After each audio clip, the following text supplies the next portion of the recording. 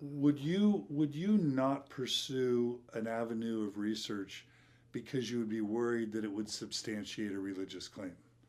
Would you restrain? Would you, like, let's say there was an interesting question like, oh, we found all these metal objects. Oops, I'm worried that John Sorenson and the Book of Mormon people will be confirmed if I pursue this Yeah. research. So I'm not going to pursue the research because I'm concerned that it might validate the Book of Mormon. Would you think that way? No, I mean, I wouldn't even consider such a question. I mean, as I say, I'm dedicated to the truth scientifically, and it's secular truth. It's got nothing to do with religion. Okay, regarding horse bones, he makes the argument um, that basically horse bones have been found in deep layers of the water hole at Mayapan, Yucatan, raised anew an issue that Mercer and Hatt had earlier noted with their finds of horse bones in Yucatan caves. Well, so basically the question Well, I'll is, tell you, there are horse bones in Lultun Cave. The only problem for John is that they're older than 8,000 BC. The horses are native to North America. Horses evolved here, and then when the very land bridges formed, or even earlier, they moved into Asia. So there were horses here, but they were all killed off about, as I say, 10,000 years ago. They were gone, and the ones in Lultun Cave in Yucatan belong to these early horizon. Uh, they were probably hunted by the first native Indians who arrived. Yes, uh, but it's got nothing to do with with Nephites or with the Maya cities. I mean, it's infinitely earlier. so he's quoting horse bone artifacts that were from dates thousands and thousands of years before the Book of Mormon claims to take Well, place. I haven't read that Mercer article. He did write something called Hill Caves of Yucatan. I have read that, and I suspect those are horses that, there's a lot of Pleistocene period, Ice Age period stuff from the Yucatan caves, Right. and that's what he's talking about. He Mercer says, was not really a great archaeologist. He was just there to write this thing up. Sorensen writes that the matter was compounded by Peter Schmidt's 1988 work in Lofton Cave that found horse bones scattered through a number of layers of early pottery bearing debris. He observed, quote, something went on here that is still difficult to I don't explain. believe this. What? Peter Schmidt is still going. I think the easiest thing is to ask him.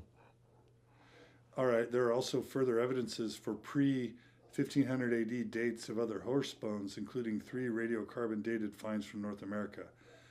This, like the metals, is an unfinished archaeological story.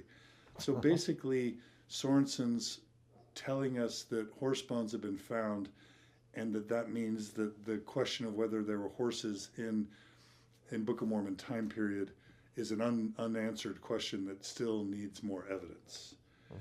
He's kind of creating in us the impression that there's a reason to still believe that. What would your There's response not. He's grasping at anything.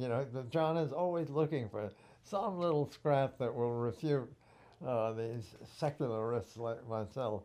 But I'd have to see the evidence on this.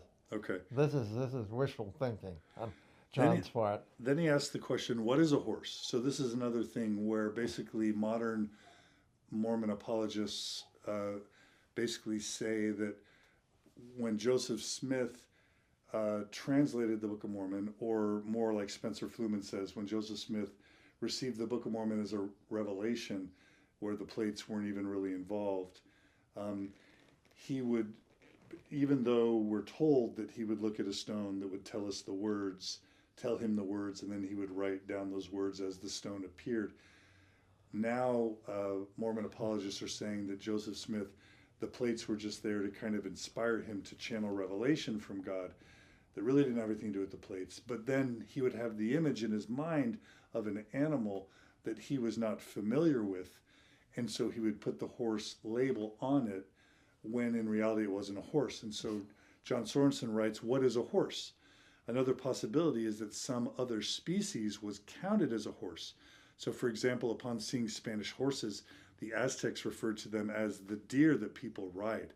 Yeah. And there are artistic representations of riders on deers.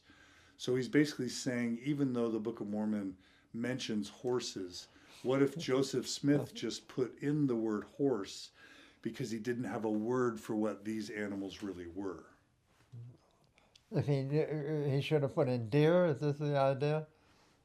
Or there's other types of species that you know were used that made Joseph Smith think horse when really they were other types of animal species.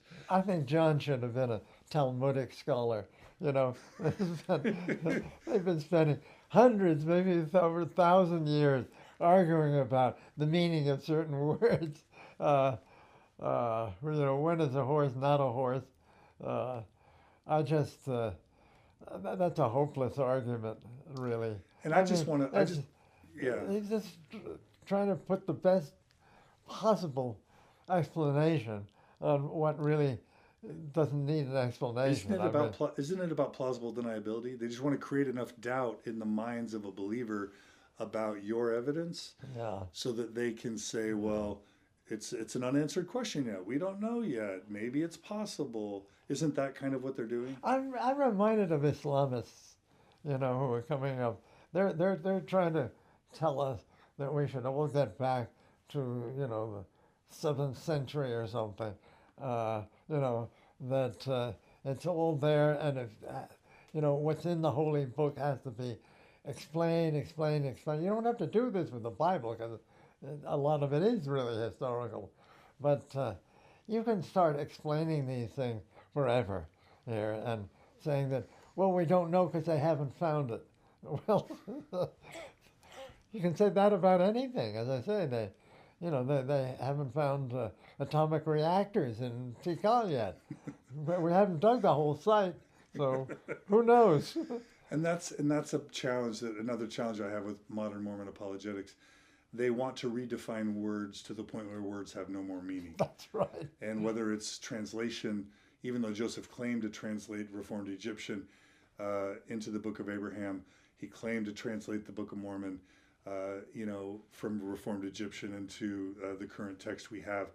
We have an entire day-long apologetic workshop with Richard Bushman, Terrell Givens, you know, Jenna Reese, you know, Patrick Mason and other scholars who are trying to redefine what the word translation means. And they spend a whole day on it, trying to talk about how translation doesn't mean translation. What it really means is revelation. And that's how we're able to sort of still hold on, cling to a belief in a historical Book of Mormon or in a Book of Abraham. Because really when Joseph Smith said translation, he meant revelation. And so the scroll and the plates were just used to inspire Joseph to then get a direct revelation from God, you know, when really it wasn't a translation, even though Joseph called it a translation. At some point, it becomes a little absurd. It's such a colossal waste of time, really.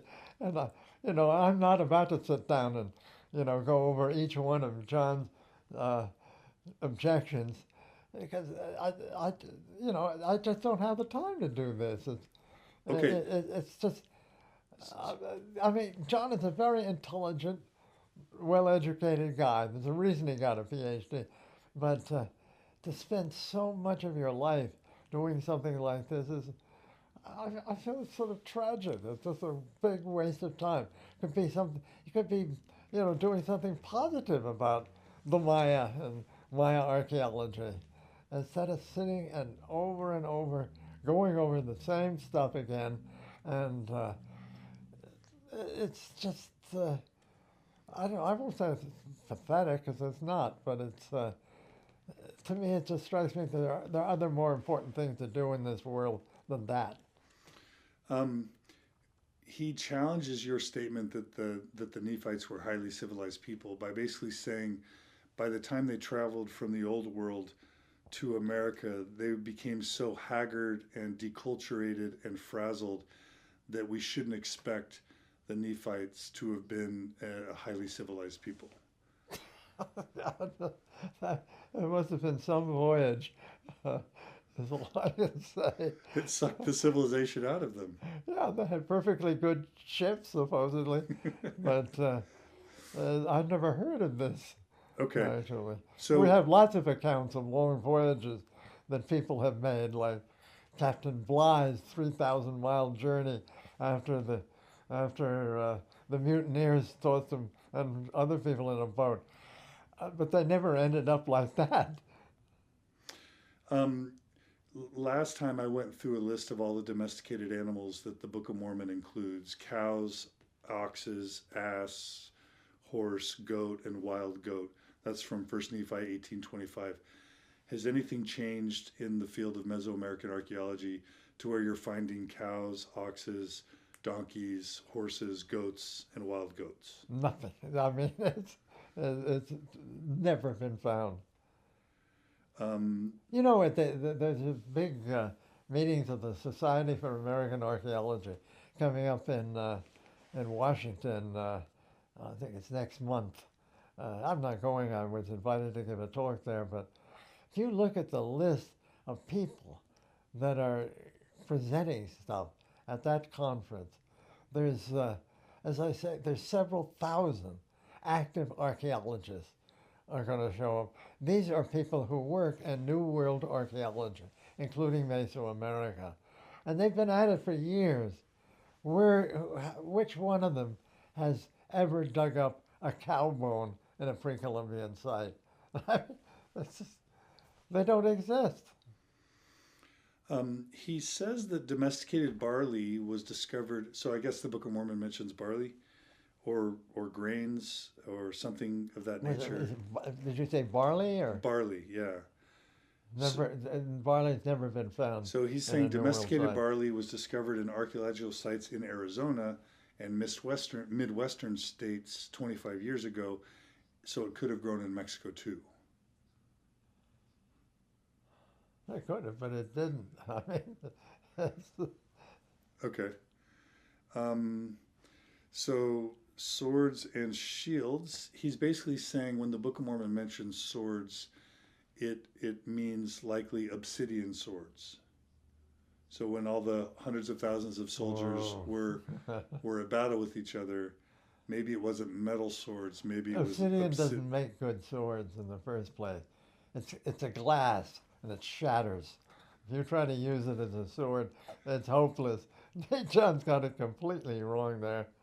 Do you know talking of domestic animals, there's only been one old world domestic animal found archaeologically that I know of in a New World site, and that is on the north coast of Chile at one particular site that dates to about 1400 AD. It's pre-Columbian, there's no doubt about that, or pre-Spanish. And there are chicken bones there. And they run DNA on those chicken bones. It's definitely there. And we know from the documents that the Inca knew about chickens in Cusco, the capital. And they have documented this. It's radiocarbon dated, and they have run the DNA on these chicken bones, and they're Polynesian chickens. One race of the domestic chicken was raised in Polynesia and taken with them on their voyages everywhere, which is something they did. So certainly it was introduced by Polynesians. We know that they were in contact with the New World, certainly with the coast of Peru and Chile, more than once. And they took with them a New World domesticate back into the Pacific, which is a sweet potato. And there's all kinds of linguistic and other evidence to back that up. But these are great Polynesian navigators. There's definite, and unlike all this Book of Mormon stuff, there's real archaeological evidence for this that stands up to scientists. I just haven't seen anything coming across the Atlantic like this. Penny is asking, is it possible? I don't even know that you would be able to answer this, but she's saying, isn't it possible the Book of Mormon took place in North America or South America or even Polynesia and not Central America? Repeat that one. It's a Is little. it possible the Book of Mormon took place in North America or South America? Oh, it does. Let's place it somewhere outside of Central America. You mean? Yes, that's basically what she's asking. Everything's possible in this world. Uh, but now you're looking for a place to put the Book of Mormon in, and which doesn't exist. So it's possible. I mean, if you believe this is a true text, that it really is describing something factual, then look for a place that it might have occurred in. But I can't think of any. I mean, and Smith himself, having read Stevens and Catherwood, he just said that's it. That's the place. Yeah. Sarah Hamlin's down there with those people that John Lloyd Stevens was talking about. Kim wants to know if an archaeological stone for translating has ever been found in any archaeological sites. No. Well, wait a second. That raises the problem about cracking ancient scripts. And most ancient scripts that have been deciphered rely on the presence of a bilingual text. The perfect example is the Rosetta Stone, which has Egyptian hieroglyphic, an Egyptian way of writing fast, and Greek. And it's bilingual, that is ancient Egyptian and Greek. And that's what got Champollion and other early Egyptian decipherers going. So we're always looking for a bilingual stone. Actually, we've got a bilingual from Maya. And that was what Bishop Landa wrote down. He had a native noble as his informant. And he was trying to find out, how did their writing work? Did they have an ABC system or what? And so this guy wrote down hieroglyphs for each sound, which Landa mistakenly thought was an alphabet. It's actually a syllabary. But that's now bilingual in Maya and Spanish. And but there are ancient scripts that you cannot crack if they don't have a bilingual. I mean, there's two in Mesoamerica alone that can't be cracked because we have no bilingual. And there are some in the old world, like along the Indus River in what's now Pakistan. Lot of inscriptions from there in the Indus script, and we cannot read it because we never found a bilingual. So if that's what she's talking about, a stone with two writing systems on it, that's an interesting question. All right. Thank you, Kim Turner, for that question. We love you, Kim. She's on our board of directors, and she's awesome. One of the things that John Sorenson was a little bit hard on, he basically claims that there have been a lot of shields found. Basically, what does he say about shields? He says, a large variety of shields is known to have been used by Mesoamerican warriors from pre-classic times onward, but helmets are never mentioned in the Book of Mormon. Are you finding a lot of shields? Oh, yeah, but they're not made out of bronze or metal. I mean, yes, the shields go way back. Yes, I mean, Teotihuacan, which these guys who actually conquered the whole Maya area, they used shields. And the Mayas had shields. They had several kinds. So shields are okay, just not metal, oh, what yeah, you're saying. But they're not metal. Okay. One of the things that many of us mistaken, some people are asking about coins. One of the apologetic responses that I'm familiar with is that the Book of Mormon text doesn't actually mention coins. It mentions currency of some sort, but it was the heading that mentions coins, and the heading was written by like Bruce R. McConkie or whoever it was that wrote the chapter headings. So it's, apologists have told us we shouldn't expect necessarily to find Mesoamerican coins because the text doesn't require us to find that. But it does require us to have currency. Is there evidence of currency? Cocoa beans or whatever? Cocoa beans, chocolate beans. Okay, we talked about that in our first interview. They were used for minor transactions, not for the really big ones. You know, we have the Aztec tribute lists, two versions of them, because the Spaniards wanted to see what they could get out of these people. So they grabbed their tribute lists, you know, which were in manuscript on deerskin, probably. And the amount of stuff that was demanded by the empire in the way of taxation and tribute from its provinces is all listed there, province by province by province. But they had their own number system for recording that, but they don't mention chocolate beans as something that had to come in by tribute.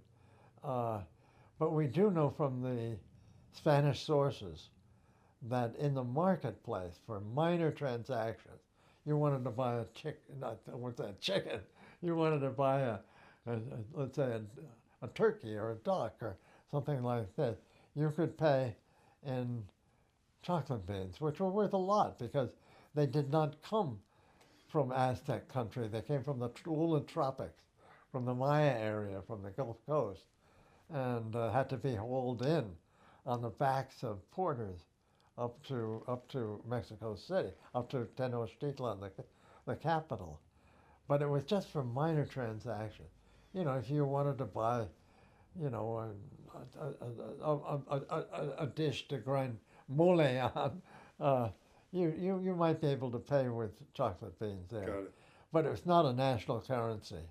Have golden plates or metal plates with engravings on them ever been found in the history of Mesoamerica? No, period. Okay.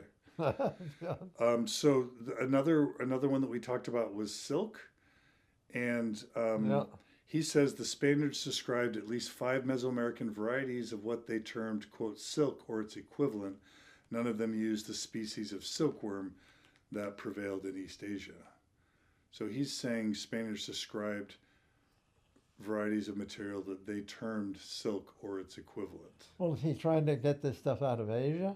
No. He's saying that Spaniards said they found 5 different varieties of materials that they referred to as silk, just that it was silk-like material, but it didn't come from... Obviously. Yes. Because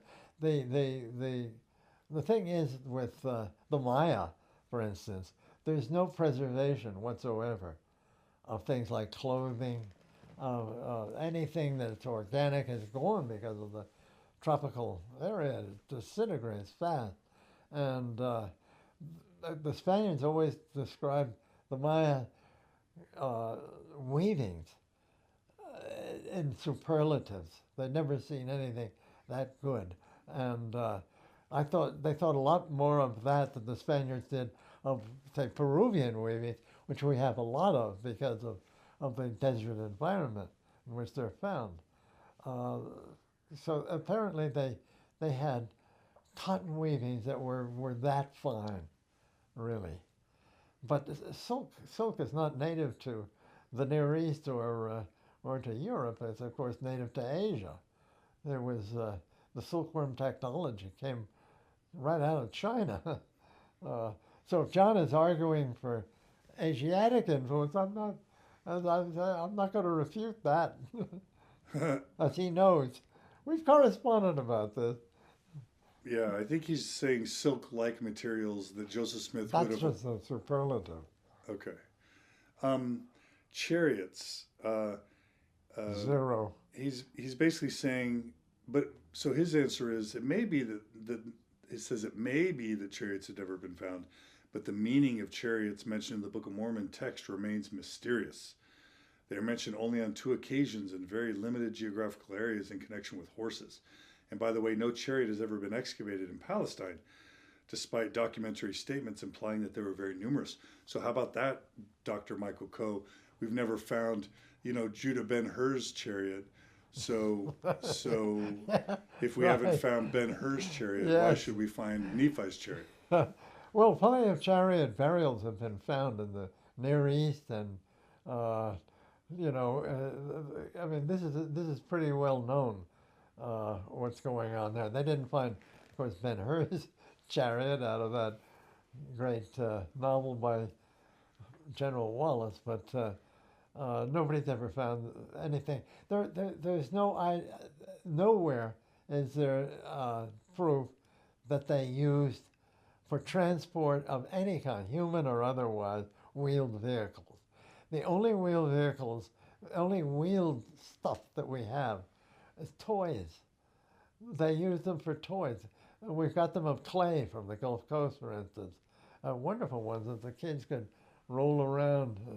It's true that, and they knew the technology of the wheel because in Yucatan, the native way to make pottery is to turn something called a cabal, which is they sometimes use their feet to turn it, to make wheel-made pottery. Still in use today, actually, among potters. But the wheel was basically not used for transport. They used the backs of porters. So what if someone were to basically say, well, you admitted that they haven't found Mesoamerican clothes because it deteriorated. Maybe they had chariots, but they deteriorated.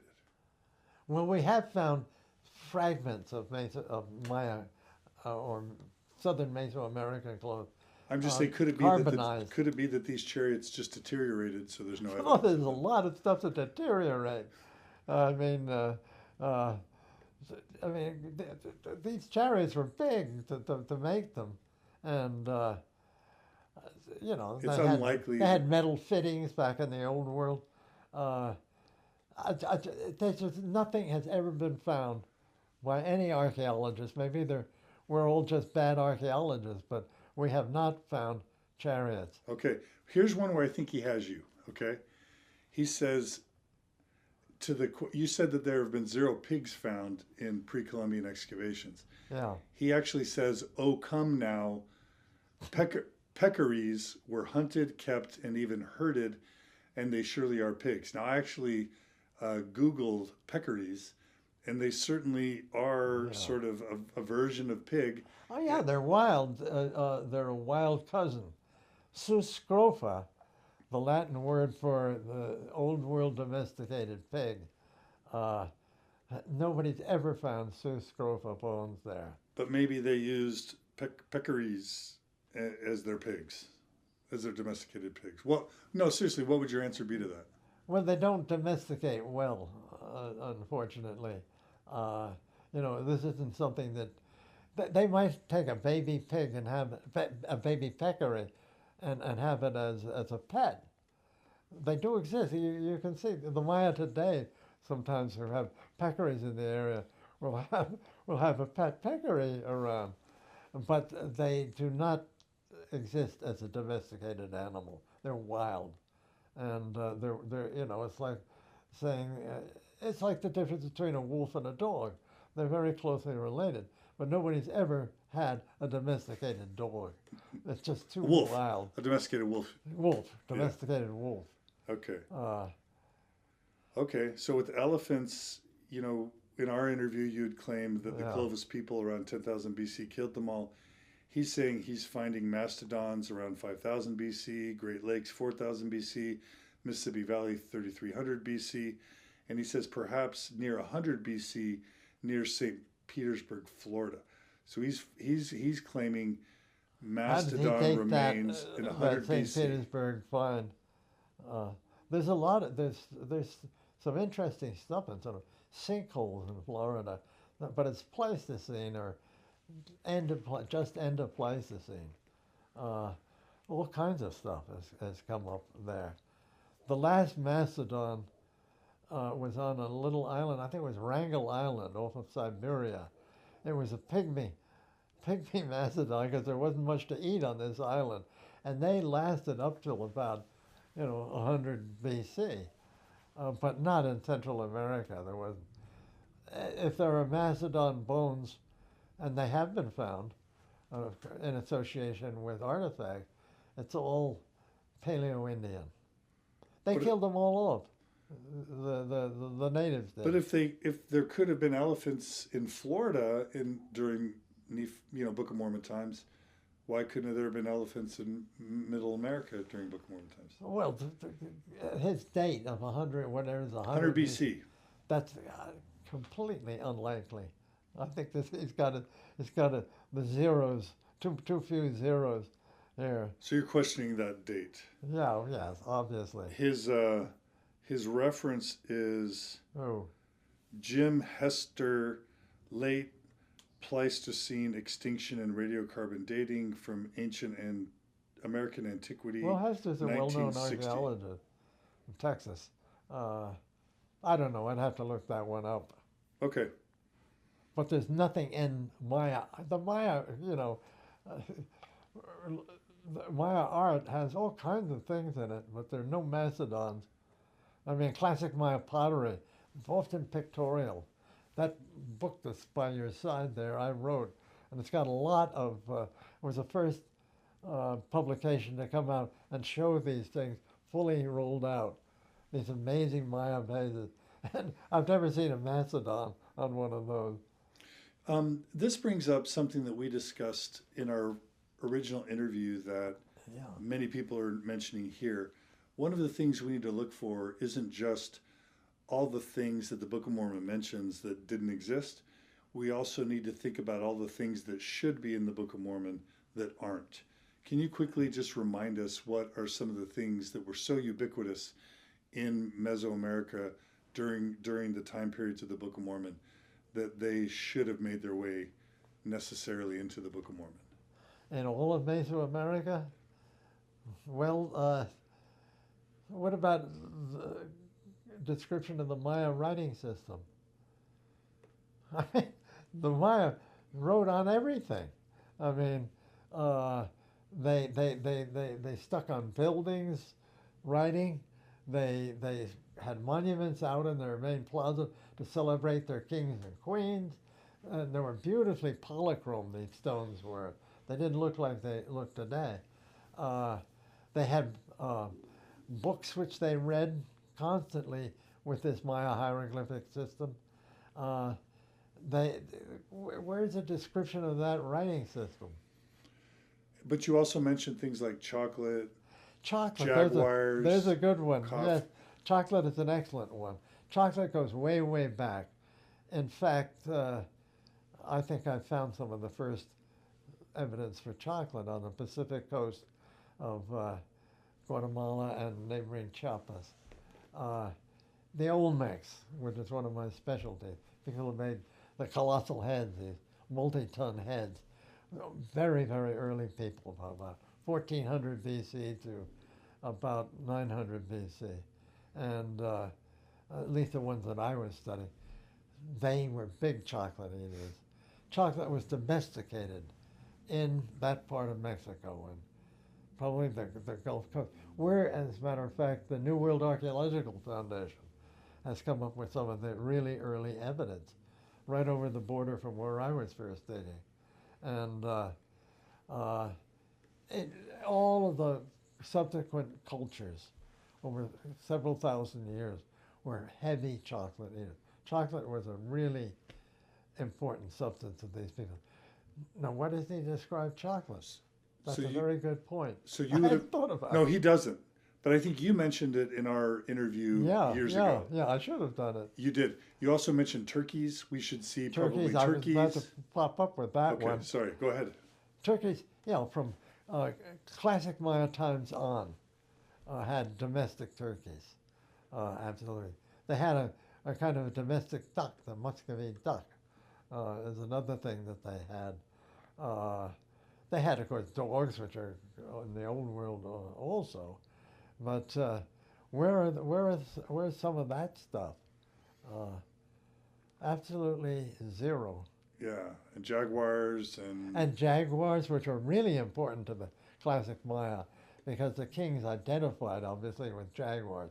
Their thrones were covered with jaguar skin. They wore jaguar skins, clothing, and this goes all the way back to the Olmecs and beyond. Where are these? And these are big, large, important cats. They're the largest of all the spotted cats, and formidable, and important to the culture there. And where are they? That's a good point. One criticism he has of us is that there's too much gratuitous Mayanization going on through our discussions. That the Book of Mormon text isn't about Mayans, it's about Nephites. And so they weren't Mayan, and they weren't, they were Nephites and Lamanites. So we shouldn't be projecting Mayan civilization into Nephite and Lamanite civilizations, that they were separate civilizations. Well, who? I mean, they can't be ignored. I mean, there were several million Maya, not several, yeah, probably about a million, million and a half Maya living all through those lands.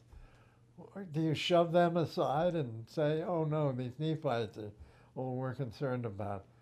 How is it that there's no mention in any of these multiple texts of these different people coming in? There's nothing about them.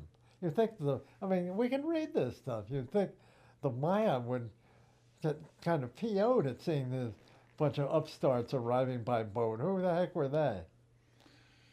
We talked about how the Book of Mormon mentions, I guess, armies in the size of hundreds of thousands, and that we basically said that Aztecs or Mayans never had armies in the size of hundreds of thousands. That's correct. He says the Quiche force opposing the Spaniards numbered 232,000, despite the fact that some groups abstained from the alliance. The Aztecs mustered a force of 400,000 in a fairly routine campaign against a nearby kingdom. More problematic is Alba, someone whose name I can't pronounce, account of central Mexican history, according to which a combined Aztec army at one point consisted of 700,000 men. Of the hazier past, the historian said that in the last war of the Toltecs, which lasted 3 years and 2 months, a total of 5,600,000 persons were slain. That's an exaggeration. So he's basically saying he's citing instances of armies in the hundreds of thousands. I'd say in the thousands, yes. So is he making this up? Where's he getting these numbers? Well, who's giving us these numbers? I mean, you can't always rely, He's saying Don Domingo Juaro's A Statistical History of the Kingdom of Guatemala, 1823. I don't know. He may have a point. I don't know. I'm not going to argue that one. Okay. All right. So, I mean, I think we're getting the sense. Oh, okay. When you said there were no Semitic words whatsoever in Mayan, he basically says you're not qualified to speak in absolute terms on this abstruse subject. It's abstruse, all right.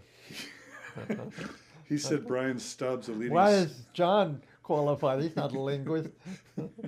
No, he says Brian Stubbs, a leading scholar of the Uto-Aztecan language family, has shown that languages of that group show major similarities with Hebrew and Egyptian. Well, he should consult the BYU linguist John Robertson on that, who really is a specialist and a great authority on Mayan. He can argue it out with John. So overall, how would you characterize John Sorenson's attempt to provide evidence as a response to my interview with you? If you had to sort of characterize your assessment of his evidence. He's picking out stuff out of the air, which he thinks all adds up to a big argument.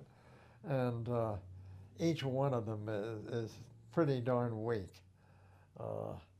I'd like, he sends me all his stuff, and I don't read everything. I mean, the last one was really a long tome, but he's grasping at little things here and there and elsewhere, and thinking they form some kind of a pattern to fit in with this story. He said you might plead ignorance of any purely Mormon efforts to demonstrate a relationship between Mesoamerica and the Near East, but how could you not be aware of his 1971 article that discuss this very point. Whose article? I think that's Sorenson. He's saying himself. Not mine, I hope. He's basically saying he's published an article on the relationship between the Near East and Mesoamerica. Well, it didn't sink in. To me, they're just totally different in a way that they are not different from Asia. I mean, I've told John this. I said, why don't you turn to Asia? Because there's so many fascinating things there. He says the striking nature and number of the correspondences make it certain that there was a direct diffusionary event that anciently linked the two areas. Well, if that's what he wants to believe, that's fine, but it's not scientific. It's not scientifically established. Okay. He ends by saying, I choose not to go further with this commentary. It has become rather tedious. I'll say. That's the last word as far as I'm concerned. He said, my intention has been to inform you about your errors in your statements in the podcast. I'm sure you would not wish to continue saying what is not factual. Well, it's true. I only want to say what's factual. It's right there. Well, he's basically saying you're misrepresenting the facts. You're misleading people and deceiving people. Those are beliefs, not facts. Okay. Something quite different. So that's what John wants to believe. More power to him. But don't say that these are scientific facts, because they're not. And that's kind of what this really comes down to, is none of us care what John Sorenson believes. Yeah. None of us care what Michael Ash believes. Yeah. And honestly, I don't think we care what you believe. Yeah. What millions of Mormons are trying to figure out is, are they part of a church that's told them the truth? And if their religion's built on the Book of Mormon as the keystone of the religion, can we rely on the book to be authentic? And so what would you, let's just say someone isn't asking you to opine about spiritual or religious matters. They're basically saying, help me, Dr. Code, to decide whether or not I can rely on the Book of Mormon as an ancient record, because my entire life and my children's lives and my grandchildren's lives are going to be based on this religion. And if the Book of Mormon isn't what it claims to be, then I don't want to build my life and my children's life and my grandchildren's life on this book. But if it is what it claims to be, then it's the most important thing I could ever build my life on. What counsel would you give these people? If that's what it rests on, it's not resting on a firm foundation.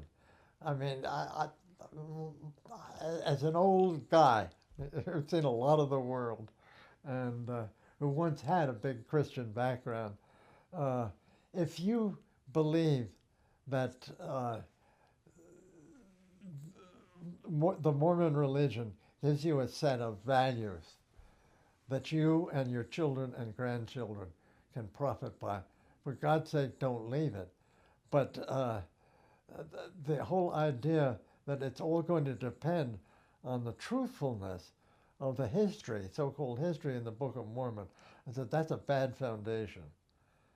If the Book of Mormon and its interpretation and the way of life that's come out of that in Utah and other heavily Mormon areas is a good one, stick to it.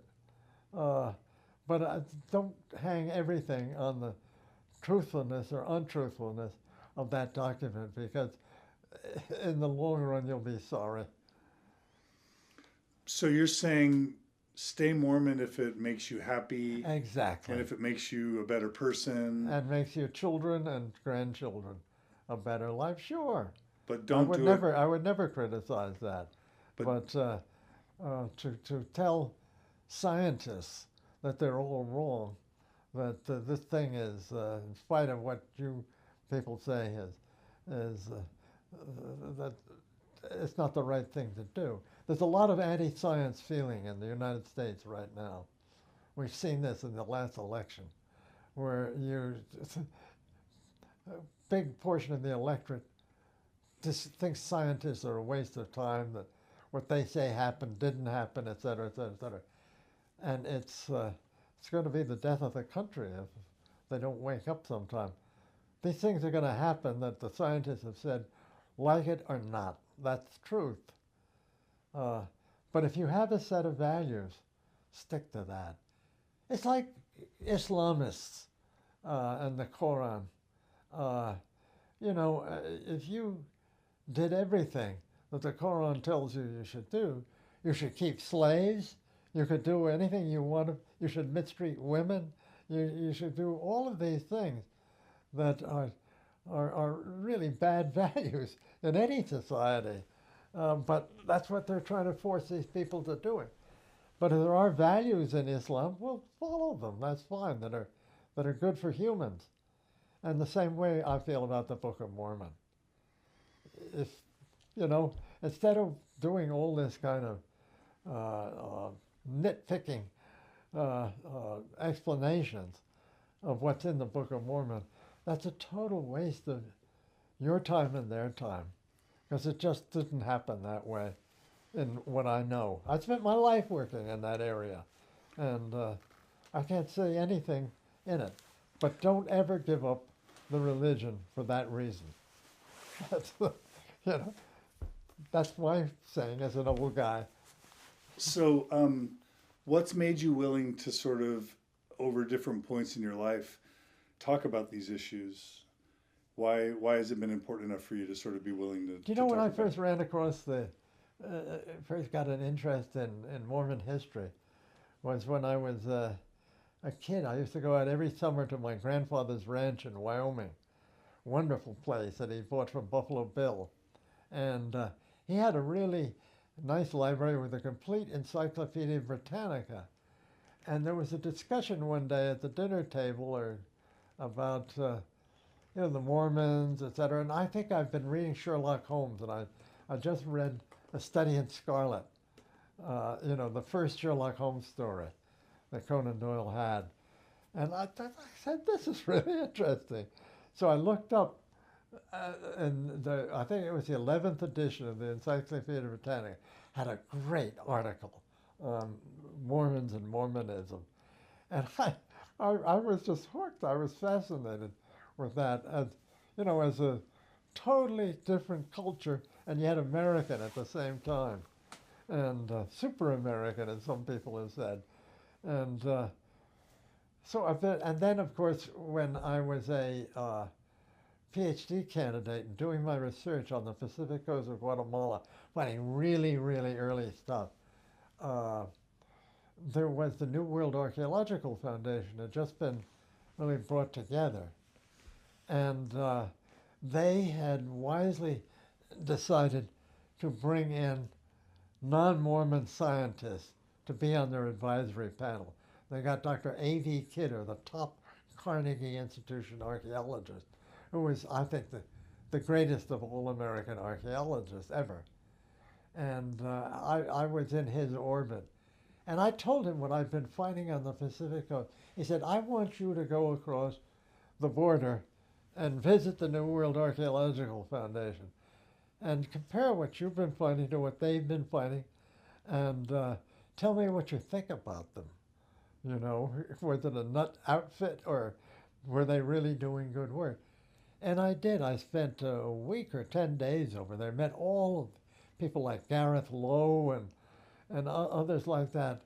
And I was really entranced with what they had done.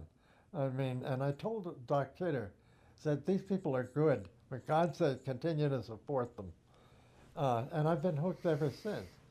So it's impossible, because I have so many friends and people I've worked with no longer living, like Gareth Lowe, that we used to talk about these things all the time.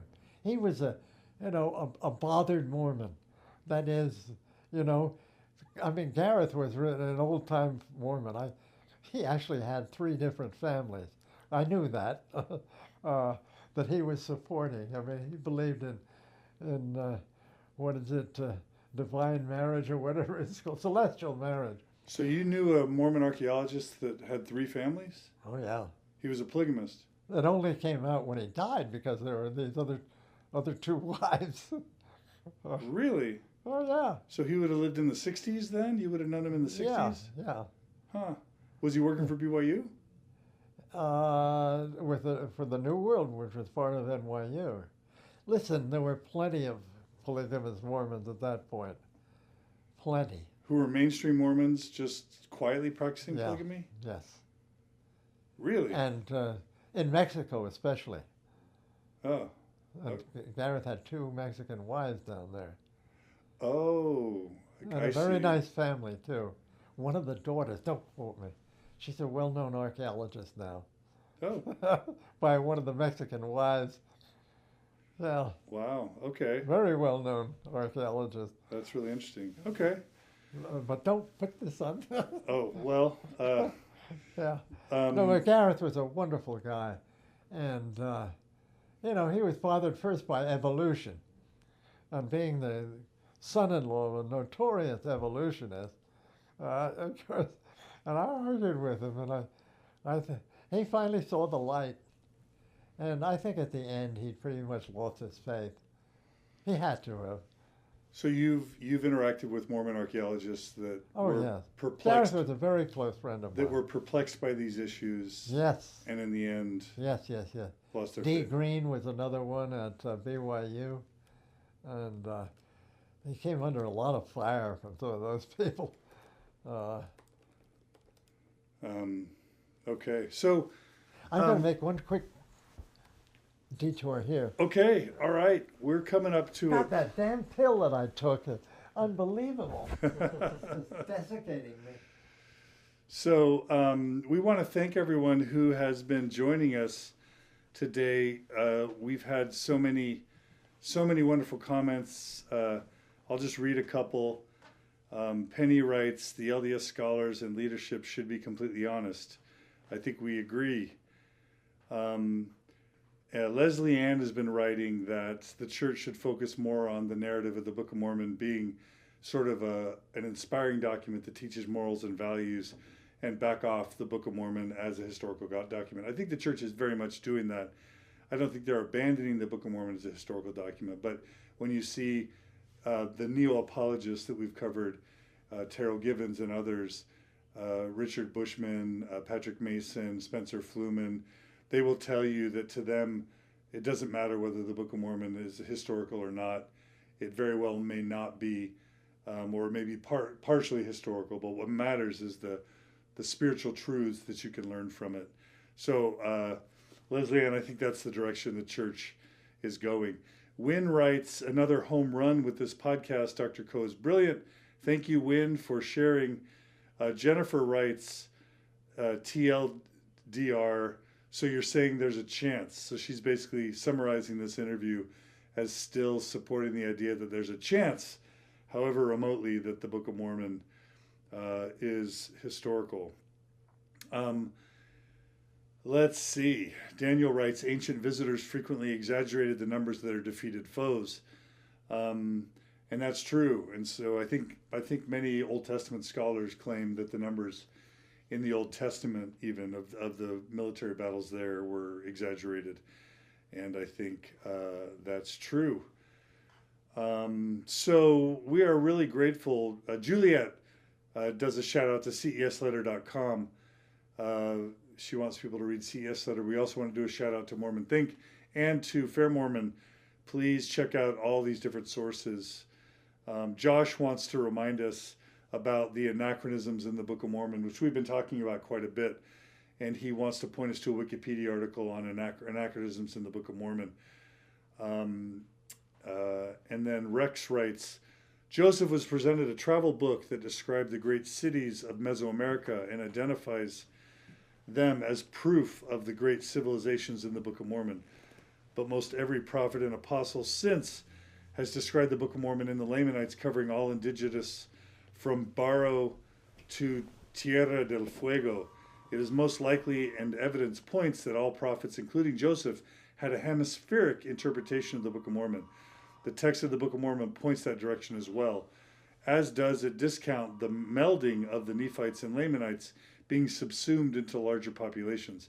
I've read it over 20 times. To me, and being tutelaged by the church education system, I was taught that the Jaredites and Lehi came to an empty continent preserved specifically for Lamanites and Nephites. And I think that's true. And Rex, I think even Mormon scholars or apologists would admit that Joseph Smith and all prophets from then till now misspoke when they talked about a particular land where the Book of Mormon happened, or who they called Lamanites. That what we know now is that even though the Book of Mormon was expressly written for Lamanites in the modern times, now we have no idea who the Lamanites even are or were, and that if they existed in such small populations or isolated, remote populations that there was no genetic, linguistic, archaeological, any sort of tainting or infection into the surrounding population. So again, thank you, Rex, for reminding us that even the church leaders have gotten this all wrong.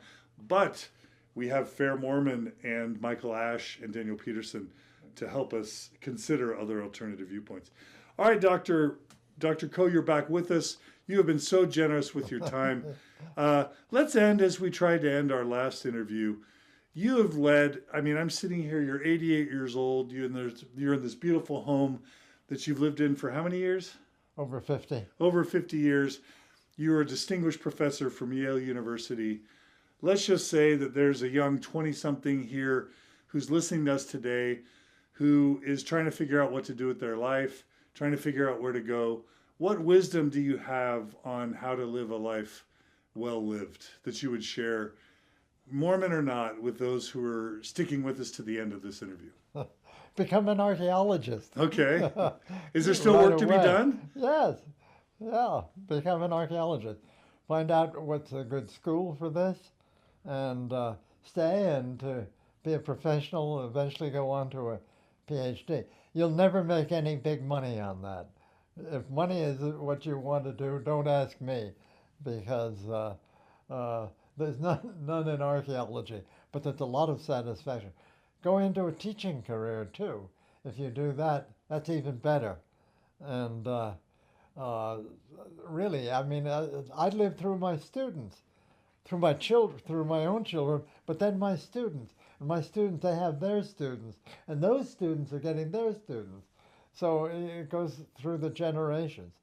And I look back on that and I have no regrets whatsoever that I did that. As I say, if you want to make big money, on Wall Street or going to Silicon Valley and whatnot, go ahead and do it. But I have no advice to you for that one. But to live the life of a scientist or teacher, that's a really good one.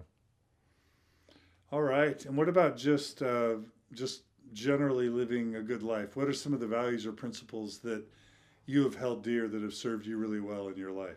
Well, don't follow bad politicians, I'd say, first of all. Okay. No matter how wonderful they look, you're after a false god there, at any rate. And I'd say what I learned in going to a church school and being totally indoctrinated as a good Episcopalian, which I no longer am, is follow the golden rule and follow the Beatitudes, what Jesus actually did say. Do to your Bible, do to your New Testament what Thomas Jefferson once did. Take out all the miracles and all the rest of this stuff and just have what Jesus actually said. I think that's a course for everybody, actually, no matter who they are or what religion they follow. Follow that one and you'll be all right. And it's not what you hear about religion today at all. Religion has turned sour. Follow Jesus. I sound like I'm preaching to the choir here, but you'd be surprised at the people who claim they're Christians who are not, actually. Well, the way that I would like to end is with people thanking you. Anne writes, please convey to Dr. Coe the message that his Mormon Stories interview from years ago was pivotal in easing and really erasing my nagging fear. What if it is all not true? Or what if it is all true? So Anne wants to thank you for helping her sort of direct her life in a course that was more healthy for her by being willing to consider the idea that it's not true. Well, I say thank you to her. Matt writes, I'll tag along with Anne's comment, I'm still married. Thanks in part to Dr. Koh's statement in your earlier podcast that there is a 99.9998% chance that the Book of Mormon is not an accurate depiction of New World history. That pinged for my wife, and she no longer believed I had, quote, gone off the deep end. Just celebrated 20 years in January. Thanks, Dr. Koh. So Matt's saying you saved his marriage. Again, thank you. Another writes, I loved his representation of science and his humility that new information can be found at any point. Basically, that what he cares about is truth. I also love to hear his position about separating the life-improving principles that Jesus taught from all the mystical expectations, how one can still be a good person. He seems like a great man. Lots of people are crediting you with helping them live happier, healthier lives because of your willingness to come on Mormon Stories podcast. I say again, humbly thank you. Truly. Melissa writes, Dr. Koh, you're a beautiful person. Thank you for sharing your knowledge and time with us again. And Becky says, excellent interview. Rob says, great interview, John. Thanks to Dr. Koh for his time. So there have been thousands of people tuning in today to this interview, and so many of them are just thanking you for your willingness to help them see their religion more clearly. So You've made my day. all right. I want to thank Travis for navigating Travis the technology. I want to thank all of you who joined us today live. I really want to thank Michael Ash for tuning in. We don't want Mormon Stories to ever be an echo chamber. We're disappointed that as soon as we were asking him to provide us with valid questions for Dr. Koh, he disappeared. But we just want to always extend to Michael Ash and any apologist for Fair Mormon or neo-apologist to come on Mormon Stories and to present their point of view, because we love it. But we want to thank everyone who joined us today for their comments and questions. You made it very interesting. We also want to thank everyone who is joining us asynchronously through iTunes, through Android, on YouTube later on, or on Facebook later on. We're so glad you joined us today. We want to thank everyone who makes the Open Stories Foundation of Mormon Stories podcast possible, everyone who donates. Your donations are really valuable, and everything we do is tax deductible. We're transparent with our finances, and everything we do goes to support the mission of the Open Stories Foundation, which is educating people, helping them see their life more clearly, providing them support in their transition away from orthodoxy or fundamentalism into a more healthy form of either religion or post-religion. And we do, of course, workshops and retreats. You can learn more about those on mormonstories.org/events. But we just want to thank everyone who supports the Open Stories Foundation to make everything we do possible. We couldn't do this without you. I want to thank Tim Corey, who helped us with the technology for today's episode. I want to thank Amy Grubbs and Cody Layton, who are always so helpful with the Open Stories Foundation.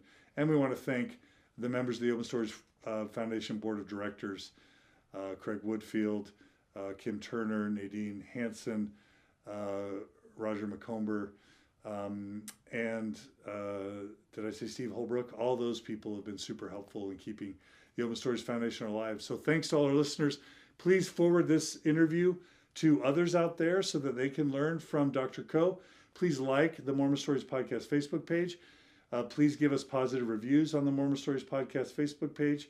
Please follow us on Twitter and on Instagram at Mormon Stories. And finally, please go to iTunes and give us a positive review on iTunes. Those reviews are really helpful to keep us alive, to help people be incentivized to listen. So thanks, everyone, again. Thanks for your time. And please join us again soon for another episode of Mormon Stories Podcast. Take care, everybody.